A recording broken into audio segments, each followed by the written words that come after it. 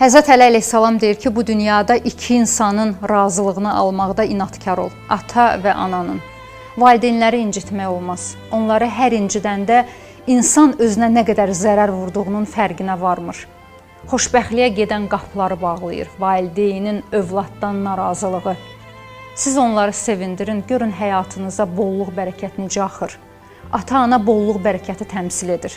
Valideynin övladdan razılığı insanı işıq sürəti ilə artırır.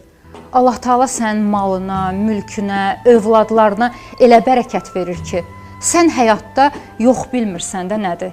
Sağına baxırsan, sevinirsən, soluna baxırsan, sevinirsən. Ata-ananın bizə xeyri var ki, ziyanı yoxdur. Bütün günü əlləri göydə bizi dua edirlər. Valideyn duası bilirsiniz nədir? Allahla birləşib saxlayır da səni. Sənə heç kim zərər verə bilmir. Arxada qurulan pis planları, tələləri, qəzanı, bəlanı aşırdıb dağıdır valideynin duası.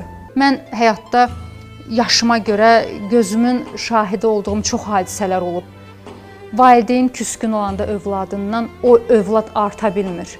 O övlad qabağa gedə bilmir. O insan xoşbəxt ola bilmir. Həyat hardasa sındırır o insanı. Çox ehtiyatlı olmaq lazımdır ki, ata-ana mövzusunda. Əgər ata-ana ilə probleminiz varsa, həll eləyin. Yollarınızın açılmağını istəyirsinizsə, xoşbəxt olmaq istəyirsinizsə, valideynləriniz sizdən razı olmalıdır.